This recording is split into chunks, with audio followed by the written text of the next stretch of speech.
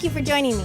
Today is going to be all about how to create the choice to have fresh, healthy foods from our own backyards. We will talk about the summer season and all the bountiful crops it brings. And then I'll go into discussion about seeds and plants. I will then introduce Josh of Carmichael Environmental. Remember, he joined us last time. And our new guest, Teresa Rojo Branch of Red Branch Nursery. And finally, we'll talk about the method of biodynamic farming and its calendar. And here we are with Josh from Carmichael Environmental. Remember him from our last show? And our new guest, Teresa Rojo Branch of Red Branch Nursery. We're here to show the community how important it is for all three of our businesses to work together to better our whole community. So here I am with Teresa of Red Branch Nursery and family. So Teresa, tell us a little bit about Red Branch Nursery. So my husband and I started Red Branch Nursery in August of 2007, and that's exactly when I was working for Melanie, and we specialize in heirloom vegetables, herbs, and a little bit of antique flowers. So Teresa, let's give them a little insight to who Teresa really is. So about that 2007 year, she started dating my brother. So now, not only do we have an incredible plant grower, but also I have an awesome sister-in-law and family to show for her hard work and planting of the seed of an amazing business. Yeah, it's been awesome. I got locked out of my other work and kind of pushed to her brother a little bit, and we've been together ever since. So thank you for that one day that you got locked out of the store, because that's where her and my brother met. And so it's been a family affair ever since, and I can't even imagine doing all of this without her. Nature's Touch would not be who it is without the help of Red Branch Nursery. So here we are in the Nature's Touch garden viewing one of the many plants that you grow for me. And of course, it is the summer season, so how can we not talk about basil? Because basil is abundant and flourishing, and look at the beautiful stalk that you grow for us here. Obviously, the bees are also enjoying it as we're standing here, but basil. I mean, how many different varieties of basil do you grow, Teresa? I would say we grow about 15 different varieties. I mean, from the Italian basil to the purple basils, the Thai basil, cinnamon basil, lemon basil, lime basil. There's just a lot to go around, and so many uses that you can use basil for. So it's a fun thing to grow. It loves the heat, loves this weather, loves this climate, everything about it. So you're pretty much reminding our viewers that you might not like one basil, but you have 15 other flavors to choose from. So you can take, a licorice basil and make a pesto, which we're going to show a little demo of how we make pesto here at Nature's Touch and Nature's Food in a short time. But there's so many different choices. So pretty much what you're saying, how do people know by just looking at all of these different plants? We look green. What is the best way for a customer to come into the store and know which one they like? Honestly, you could just take a little piece of the plant. You could snip it off. You could smell it. You could taste it. You can just get that aroma that you think you would like. But tasting it obviously is the best way, just depending on what dish you're going to be using it for. So how fun is it to come into our nursery and scratch and sniff all the way through the basil so that you can decide what basil you like for your own kitchen? The important thing about basil is just to know that it is an annual. It grows, what is an annual? An annual is something that takes it from seed. You plant the seed in the ground, and it will go to seed in 1 year. So that's what an annual is. And so basil is an annual. There is a variety called African basil that is a perennial. We do stock that here. And but this is the perfect time, perfect location. It loves our summer climate here in San Luis Obispo County. So here we are, ready to show you a pesto demonstration. And as you can see, it's always a family affair when Nature's Touch is involved. So we have all just fresh cut basil out of our gardens here, and obviously the beautiful plants that Teresa from Red Branch Nursery grew. And here I'm standing with Victoria from our kitchen, Nature's Food, which is inside Nature's Touch. And we do a seasonal pesto for our kitchen. So instead of mayonnaise or, any other kind of spreads for sandwiches or toss, we make pesto because we're always, growing, having the availability of beautiful greens no matter what time of the year it is. But basil is the season. So we have, different types of basils here. We're going to show you a really quick demonstration on how we do it here. Pesto can be made in several different ways, but we choose to keep the cheese and the nuts out of our pesto because of all the nut and dairy allergies that our customers tend to have. So here we are with Victoria. So Victoria, show us how you make pesto. Okay, well first we'll take a cup of our basil and we rinse it, get it ready, and put it in our processor. And then we'll take 2 to 3 teaspoons of lemon juice. So we'll put that in there. A 1/4 teaspoon of salt. And 2 to 3 garlic cloves, depending on the taste. And a 1/4 cup of our olive oil. Put that, we can eyeball that. We're going to put the lid on. And we are going to blend it. So turn your mixer on low and then begin. Okay.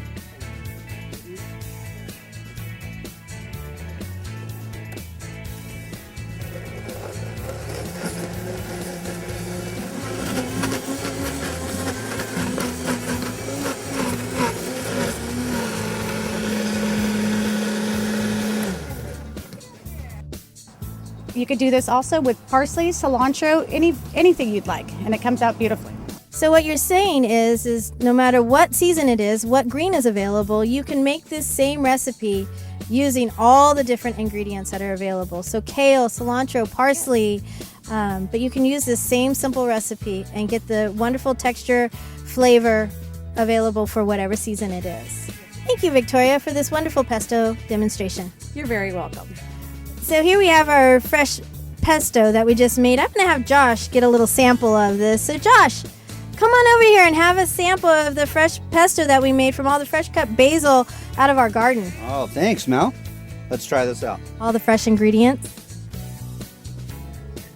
Wow, that is great. The lemon juice in there I can taste. It makes it really fresh and, just a great condiment. You can put that on about anything, I think. It's awesome, huh? It's so easy to make and versatile. So, Josh, Edible Gardens. Look at, this is just one ingredient from our Edible Gardens. You've done how many, and what are you doing right now with all these Edible Gardens? Yeah, we love to plant edibles in our clients' gardens, and really getting their hands dirty makes them earn a little bit more, respect for the earth, I feel. And, one of the biggest problems we find is that really overabundance, creates issues in people's gardens. So, they don't know what to do with all the good things that come out of it. But yeah, we do all kinds of perennial edibles, native edibles, and, different annuals like basil into our clients' gardens. And really the whole point is to get them to eat healthy and to realize all those benefits that eating fresh can do. Because really the freshest ingredients are going to be the most gourmet ingredients. So everybody can really, put together something at home that's going to taste great and make them feel great as well. So what are some of the plants, edible plants, that you're planting into your customers' landscapes now? Yeah, so really what we like to do is have people, create these rooms in their garden, so places that they can go for different functions. And so the edible part of the garden really can run through all veins of it, but we like to have, plants in their properties for privacy or for screening and shade. We like to create zones for, even just a good curb appeal and flower color year round, which will create, good benefits for other species, that we use for IPM, like bees and insects. And so, yeah, we like to really use a lot of different native edible plants like manzanita and yerba buena, some of the native strawberries. And then we also do a lot of other perennials like artichokes. And most of the herbs that we use in the kitchen are really just, drought-tolerant flowering natives. How fun is this that, not only to eat your landscape, but you're utilizing it in every aspect that your customer needs. And at the same time, since, we are all dealing with the severe drought that we're all experiencing here in the San Luis Obispo County, let's talk a little bit about, so we have these gardens, or we want these gardens. Let's talk a little bit about water conservation because of how important it really is. And so water is one of our most precious resources that we talked about before. And so really, being able to grow things that are drought tolerant is going to help us get through these time periods where it is dry. But we use a different approach and a hierarchy of water conservation and use, and so that we can really, take charge of our consumption of it as we go throughout the year. So we like to grow a lot of our drought tolerant natives and herbs and things on drip irrigation that's very efficient. and these plants can be established after 3 to 5 summers of watering. And then we like to use gray water from our sinks and showers and washing machine, as we showed last time, to grow our orchard trees and plants. Wonderful. And that's very important for all of us to really think about what we're doing, how we're managing it, and how lucky are we, again, in this community to have you here as a resource to help us guide through all of these changing of weather, droughts, but realistically, planting things that are usable and getting the full benefits from our own backyard. What are some of the edible plants that you plant at your different customers' locations? Yeah, there's so many. Why don't I take you and show you a couple of our gardens? Let's go. Since 2001, Carmichael Environmental has been a local landscape design build firm specializing in gray water and rainwater systems to natural stonescapes and edible and native plant gardens. At Carmichael Environmental, we create custom outdoor living spaces and beautiful gardens naturally. So from front yards to backyards, we can create a special space for you to enjoy our wonderful climate here on the Central Coast. I'm Josh Carmichael, owner of Carmichael Environmental. My experienced staff and I look forward to working with you on your next landscape project. Hello, I'm Josh Carmichael, owner of Carmichael Environmental, a local landscape design build firm in San Luis Obispo since 2001. Our services include environmental consulting, landscape design, build, and maintenance for all scale properties. At Carmichael Environmental, we create custom outdoor living spaces and beautiful gardens naturally. Whether you have a vineyard in Paso or a beach house in Cayucas, or live anywhere in between, we can design and build it all. My experienced staff and I at Carmichael Environmental look forward to working with you on your next landscape project. So Josh, thank you for bringing us out to this beautiful edible garden. Where are we? Yeah, so this is one of our longtime client spots, and this is in Paso Robles, California, and it's at Oak Creek Commons, which is a co-housing neighborhood, and they decided to take their 14-acre property and cluster all their housing onto 4 acres, which allowed them 10 acres of open woodland space, and within that space, we've created a bunch of different garden areas. So here we're in their orchard, or what we call their food forest, with lots of different layers of edible plants, from the ground to the canopy trees. So everything we have here has, a great edible or medicinal value to it. We're here in beautiful downtown Paso Robles in the middle of summer where it's nice and hot. We have a beautiful day today with a nice breeze, but we're all experiencing the severe drought, and we all need to talk about conserving the precious resource that we all need. We really have a hierarchy of water savings that we like to look at. We want people to start, with their property and think about how they're consuming that precious resource. And so really, look at the indoor plumbing fixtures that you have, get the low flow fixtures, get dual flush toilets, make sure there's no leaks. And then same with the outdoor water use, the irrigation. You want to make sure that you don't have water leaking. You want to be able to use smart irrigation things like smart controllers and water conserving nozzles and drip. And then also we have, moving up that chart, gray water and rainwater reuse, which is another way to use that water a little bit more wisely. Josh, you and I talk a lot about the methods, the designs, the concept that people are asking for. I get a lot of people asking me, what is permaculture exactly? What we like to say is that we're setting up permanent culture. And so the word was coined in the 70s by a wildlife biologist in Australia to mean permanent culture, permanent agriculture. And so now that we have, our generations on the same land, we really like to, set up this permanent culture. So between us, we know that we're going to raise our kids here. We know that we're looking at the future generations using the same land and the same resources. And so making a permanent community, and it's about that, sharing within your community and realizing, you have to give to get. And so that is what we like to do, is make sure that we're utilizing all of our resources, whether it's water or the different microclimates and ways that we plant, but also the people that are involved in our community as well. This is awesome. So it's literally taking the canvas, in a sense, or the soil or the land that you are that you have, and making it work to exactly what you need it to work for, but at the same time keeping in mind the resources that it takes to create agriculture, to create food, and using them properly, and how you are here to help us all balance this out and plan this out accordingly so that there's no waste, correct? Yeah, really what we're looking at is designing our lives and really taking into account all the steps that we're doing. And so, with permaculture, we find that it's a design responsibility to make sure that we have enough resources to share without anyone being left out. And so as we're able to, get our space designed well, everybody realizes that they already know what permaculture is, living within their means and their community, And so it's not something that you really have to study, but just realize it's a language, to understand the patterns around us. So you're, in a sense, a good translator to be able to help our community understand. Let us show you, or let us teach you, or let us share with you how to make it work best for you.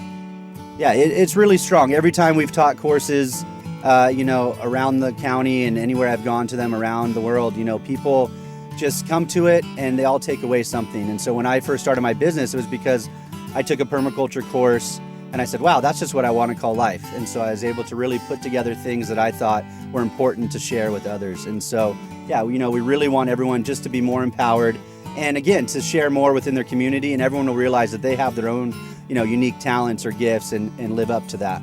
So you're saying somebody planted the seed in you with the idea or the concept or the sharing the resources, and now you are planted, grounded in a sense, and now you're ready to share and sow seeds with your community to help continue to grow with what you've learned from. And how cool is it that, we're standing in this beautiful garden that you helped how many years ago? Yeah, this garden, I think, behind us, has grown up over the last 5 or 6 years.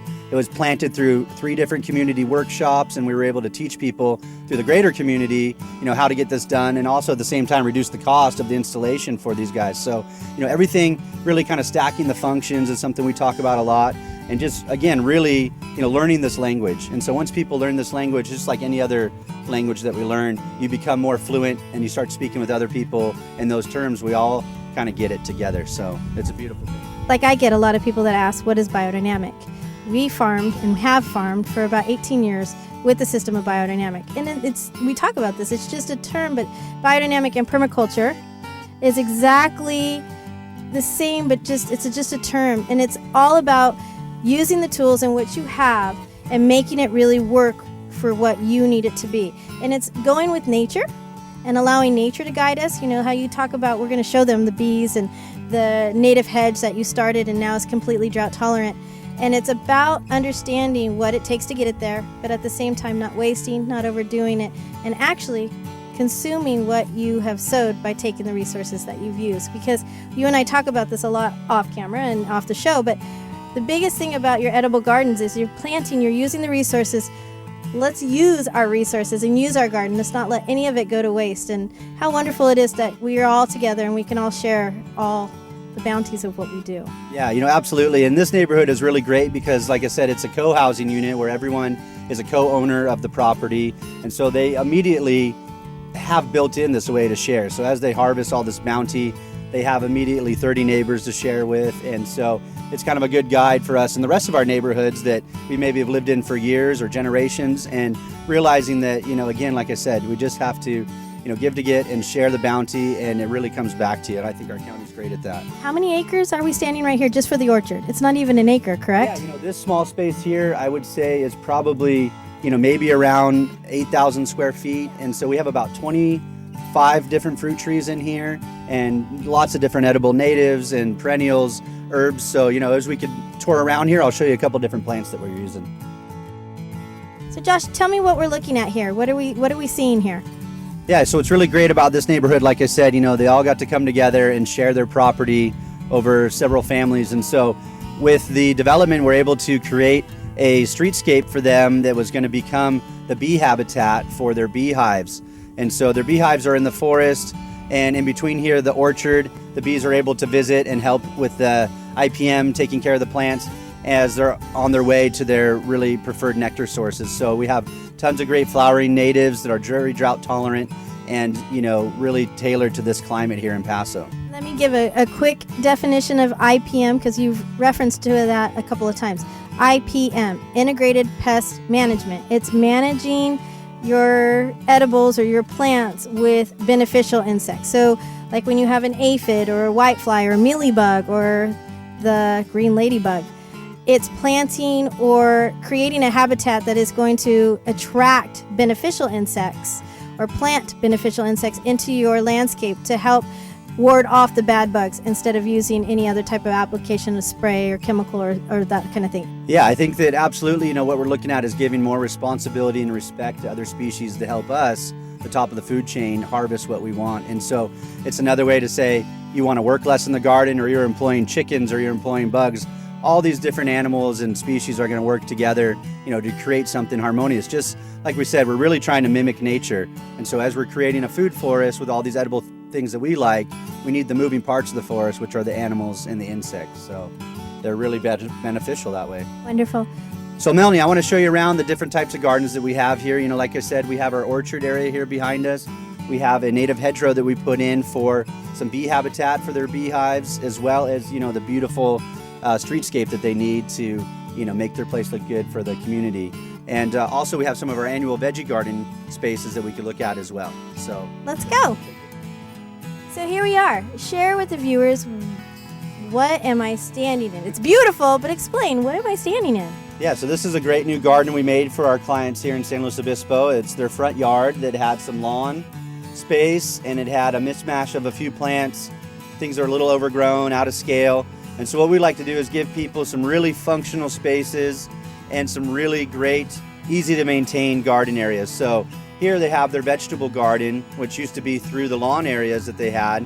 They were really small, not too functional, but still took a lot of inputs to keep up of water, time, and chemical fertilizer usually. So what we did is we made an organic garden with some nice keyhole mounds. So we'll kind of show you as you're standing in the middle of this keyhole bed, you can reach all the different things we have. So, here you can see we have a nice zucchini. So, this garden is producing tons of great food right now. And we have a lot of perennial plants here too. So as we talked about, we have sort of the hedgerow plants that are food and habitat for the beneficial insects. And we have our nice tree crops too. So we're gonna have fruit and vegetables year round in this garden. Plus, lots of great flower colors for everyone to enjoy, adding some great curb appeal to their property.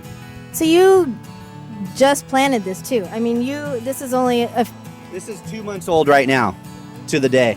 So yeah, this garden, being a summer vegetable garden here, we just started these crops. They'll run into late fall, and then we'll turn over and we'll go into the winter garden, which has a lot more of your broccolis, cauliflowers, kale. So really we have the two seasons. We have the summer garden and the winter garden. As far as the annuals go, we have really, great perennials, like I was saying, the herbs and things that we're standing in here, oregano, thyme, and parsley and kale. Those things are going to be year round, giving back. So you're saying within 2 months, they're already getting a harvest. And by the way, viewers, we are now in San Luis. So we are taking two different climates of edible gardens. We were just in North County and Paso Robles. And now here we are in San Luis, slightly different climates, but yet all producing beautiful food. I mean, so no matter where you are in the county, you're saying you can take your lawn out and create beautiful food no matter where you are. And here we are 2 months later and you're already harvesting? Yeah, this is probably a small side zucchini. The owner showed me some large ones they've been pulling out. And, really we want people to evaluate their lawns and say, is this garden or this space really giving us all that we need? If your lawn isn't very usable for pets or kids or yourself, then, you really should think about putting in something that's going to be more functional, whether it's just a perennial native garden that gives lots of great flowers and curb appeal and good bird and butterfly habitat, or if it's something that you're going to use more in your own home for your gatherings. So yeah, we really do a little bit of different plantings from North to South County in San Luis Obispo, but really our climates are similar enough that you're going to have your summer gardens, your winter garden crops be very similar. So a little keynote on that, zucchini is one of those summer squashes that I get at our store. People always say when I grow it, I just get so much and then they get so big. The fun thing about zucchini is when your zucchini is getting a little too big, cut your water back. So by cutting your water back, completely drying out your summer squash or your zucchini, it actually slows that process down. But also, letting your zucchini get big like that is an indication that you're not harvesting enough. The more you pick from your summer squash, the more you're going to get. So if you're going to keep picking, or you're going to plant a zucchini, you got to get ready for it. Yeah, as anyone who's grown zucchini knows, that the biggest problem with food gardens, like we said, is overabundance. What do you do with it all? So we at Carmichael Environmental like to promote, neighborhood food sheds where people can share food across, have a basket of food on their porch that they share with their neighbors that are growing something that maybe they're not. And that way, everybody has something to eat fresh from the garden. How much maintenance or how much work does it actually take to keep all of this up and keep it going? Yeah, that's a good question, Mel. At Carmichael, what we like to do is really, put in sustainable garden design plans using permaculture principles where we use a lot of perennial crops. So we have artichokes and different herbs and fruit trees that stay in the ground year round. And the very small area is annual beds that you would plant twice a year with your summer vegetables or your winter vegetables. And in between, we let them go to flower and really kind of pull them out as needed. And so, what we do is we help people design, install, and maintain their gardens if they need help. We also teach some classes and different workshops through Cal Poly Continuing Ed or with our local, nonprofit groups. And so, we really, show people that there's not a lot of work here. And especially if you started using something like chickens and animals into the garden, they could do a lot more work for you using chicken tractors to turn the beds over. And, again, like I said, really a lot of it is just coming down to harvesting, coming out here, picking the food and using it, and then being able to, shear the herbs back to take those into the garden. So this is beautiful, but we can't stand here in this beautiful garden without talking about water. How do we deal and manage and be resourceful with irrigation and water? How do you manage this, Josh? Yeah, so like we said, we really like to have a whole hierarchy of water use. And so right now we have the garden running on drip irrigation, which is really efficient. And so there's some ways that we're using that for the garden space here, using some emitter line, which is low maintenance to install. And also, using gray water for our orchard trees, using rainwater if possible could be something to water this garden with. And then a lot of our flowering native herbs and shrubs around here are on drip irrigation only for the first few summers. So we do have that whole game plan of how to implement these things together to use the least amount of water over time, but still produce, abundant amount of food. And I see a very extensive layering of mulch to, one, maintain the weeds, and then also to retain all the moisture that has been put into the soil. So I see that has also been really well implemented into this garden. So that's also another good suggestion for our local growers. Melanie, mulching is something that, at Carmichael Environmental, we really always strive to put in on any project site because it's going to give it a very finished look. It's going to help keep some of the irrigation lines out of the UV sun. And also it does allow there to be tons of moisture retention in the plant area and some weed suppression. So it's something that I think we can't live without in our climate. We need to build that sort of forest floor layer up again when we're doing this immediate changeover to a bare land. Beautiful. What a beautiful day I've shared with three amazing people, starting out with Teresa from Red Branch Nursery, of course, a family member, but it's all about planting that seed. I planted that seed within her many years ago to create a beautiful business that we can all share. The community is better when we share better. Josh from Carmichael Environmental, who is continuously planting the seed, and obviously we're all getting to share the bounty of what taking a lawn out and putting in edibles for our community is bettering our choices for a better community. And then beautiful Victoria, who's also a part of me and my family, but also somebody so incredibly and passionate about teaching. Continuously think about planting the seed, but then collecting the seed so then we can plant it again. Just keep in mind, every time you plant the seed dollar into your local community, our community flourishes, thrives, that we all can harvest from. Thank you for joining us. I am Melanie Blankenship of Nature's Neighbor, and join us again for more food, family, and farming. My family and I thank you for joining us here today. Join us next week as we prepare for the future and as we continue planting the seeds for ideas on the growth of our local food community. We can all become more knowledgeable together when it comes to health, and it starts with food, family, and farming. Bye for now.